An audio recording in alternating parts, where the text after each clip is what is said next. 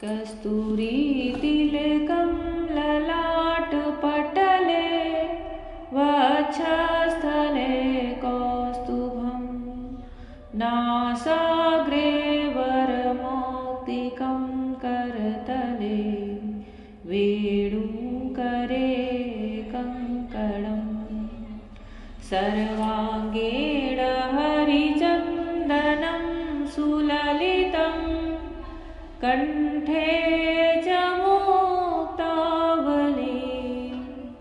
गोपस्त्री परिवेष्टितो विजयते गोपालचूडामणि गोपालचूडामणि। जय श्री कृष्णा। जय श्री कृष्णा मेरी सोल फैमिली। आध्यात्म आपके अपने चैनल पर मैं नंदा आप सबका बहुत बहुत स्वागत करती हूँ। श्रीमद् भागवत का 7वां स्कंद चल रहा है।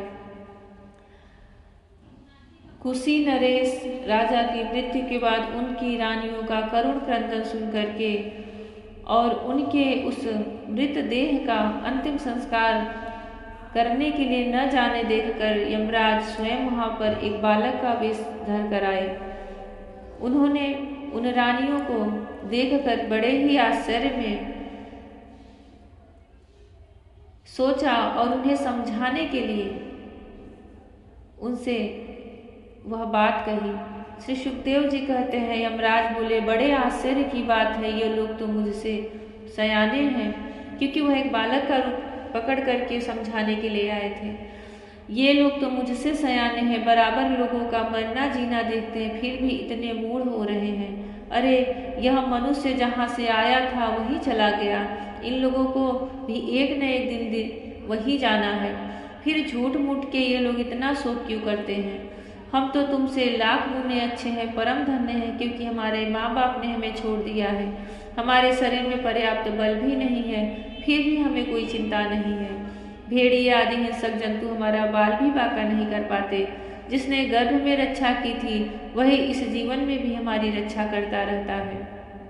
देवियों, जो अविनाशी ईश्वर अपनी मौज से इस जगत को बनाता है, रखता है और बिगाड़ देता है, उस प्रभु का यह एक खिलौना मात्र है। वह इस चराचर जगत को दंड या पुरस्कार देने में समर्थ है। भाग्य अनुकूल हो तो रास्ते में गिरी हुई वस्तु भी ज्यों की त्यों पड़ी रहती है, परंतु भाग्य के प्रतिकूल होने पर घर के भीतर तिजोरी में रखी हुई वस्तु भी खो जाती है। जीव बिना किसी सहारे के दैव की दया दृष्टि से जंगल में भी बहुत दिनों तक जीवित रहता है, परंतु दैव के विपरीत होने पर घर में सुरक्षित रहने पर भी मर जाता है।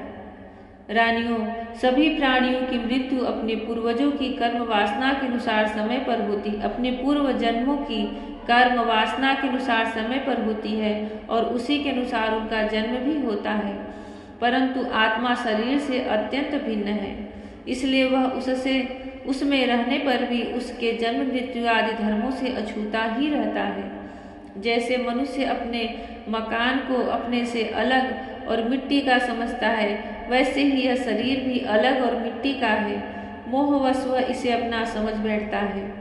जैसे बुलबुले आदि पानी के विकार, घड़े आदि मिट्टी के विकार और गहने आदि स्वर्ण के विकार समय पर बनते हैं, रूपांतरित होते हैं तथा नष्ट हो जाते हैं, वैसे ही इन्हीं तीनों के विकार से बना हुआ यह शरीर भी समय पर बन बिगड़ जाता है। जैसे काठ में रहने वाली व्यापक अग्नि स्पष्ट ही उससे अलग है, जैसे देह में रहने पर भी वायु का उसमें कोई संबंध नहीं है, जैसे आकाश सब जगह एक सा रहने पर भी किसी के दोष गुण से लिप्त नहीं होता, वैसे ही समस्त देहांद्रियों में रहने वाला और उनका आश्रय आत्मा भी उनसे अलग और निर्लिप्त है। मूर्खों, जिसके लिए तुम सब शोक कर रहे हो, वह सुअज्ञ नाम का शरीर तो तुम्हारे सामने पड़ा है। तुम लोग इसी को देखते थे, इसमें जो सुनने वाला और बोलने वाला था वह तो कभी किसी को नहीं दिखाई पड़ता था, फिर आज भी नहीं दिखाई दे रहा है, तो शोक क्यों? तुम्हारी यह मान्यता है कि प्राण ही बोलने या सुनने वाला था, सो निकल गया। मूर्खतापूर्ण है, क्योंकि सुसुप्ति के समय प्राण तो रहता है, पर वह न तो बोलता है न सुनता है। शरीर में सब इंद्रियों की चेष्टा का हेतुभूत जो महाप्राण है वह प्रधान होने पर भी बोलने या सुनने वाला नहीं है, क्योंकि वह जड़ है। देह और इंद्रियों के द्वारा सब पदार्थों का दृष्टा जो आत्मा है वह शरीर और प्राण दोनों से पृथक है। यद्यपि वह परिच्छिन्न नहीं है, व्यापक है, फिर भी पंचभूत इंद्रिय और मन से युक्त नीचे ऊंचे देव, मनुष्य, पशु, पक्षी आदि शरीरों को ग्रहण करता और अपने विवेक बल से मुक्त भी हो जाता है। वास्तव में वह इन सब से अलग है। जब तक वह 5 प्राण, 5 कर्मेंद्रिय, 5 ज्ञानेंद्रिय, बुद्धि और मन, इन 17 तत्वों से बने हुए लिंग शरीर से युक्त रहता है, तभी तक कर्मों से बंधा रहता है। और इस बंधन के कारण ही माया से होने वाले मोह और क्लेश बराबर उसके पीछे पड़े रहते हैं। प्रकृति के गुणों और उनसे बनी हुई वस्तुओं को सत्य समझना अथवा कहना झूठ मूठ का दुराग्रह है। मनोरथ के समय की कल्पित और स्वप्न के समय की दिख पड़ने वाली वस्तुओं के समान इंद्रियों के द्वारा जो कुछ ग्रहण किया जाता है सब मिथ्या है। इसलिए शरीर और आत्मा का तत्व जानने वाले पुरुष न तो अनित्य शरीर के लिए शोक करते हैं और न नित्य आत्मा के लिए ही, परंतु ज्ञान की दृढ़ता न होने के कारण जो लोग शोक करते रहते हैं उनका स्वभाव बदलना बहुत कठिन है। किसी जंगल में एक बहेलिया रहता था। यमराज उन्हें समझा रहे हैं और एक उदाहरण भी दे रहे हैं। किसी जंगल में एक बहेलिया रहता था। वह बहेलिया क्या था? विधाता ने मानो उसे पंछियों के काल रूप में ही रच रखा था। जहाँ कहीं भी वह जाल फैला देता और ललचा कर चिड़ियों को फंसा लेता। एक दिन उसने कुलिंग पंछी के एक जोड़े को चारा चुगते देखा। उनमें से उस बहेलिये ने मादा पंछी को तो शीघ्र ही फंसा लिया। कालवश वह जाल के फंदों में फंस गई। नर पंछी अपनी मादा की विपत्ति को देखकर बड़ा दुख हुआ। वह बेचारा उसे छुड़ा तो सकता न था। स्नेह से उस बेचारी के लिए विलाप करने लगा। उसने कहा, यो तो विधाता सब कुछ कर सकता है, परंतु है बड़ा निर्दयी। यह मेरी सहचरी एक तो स्त्री है, दूसरे मुझ अभागे के लिए शोक करती हुई बड़ी दीनता से छटपटा रही है। इसे लेकर वह करेगा क्या? उसकी मौज हो तो मुझे ले जाए।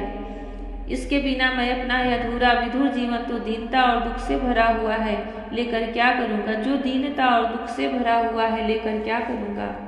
अभी मेरे अभागे बच्चों के पर भी नहीं जमे हैं। स्त्री के मर जाने पर उन मातृहीन बच्चों को मैं कैसे पालूंगा?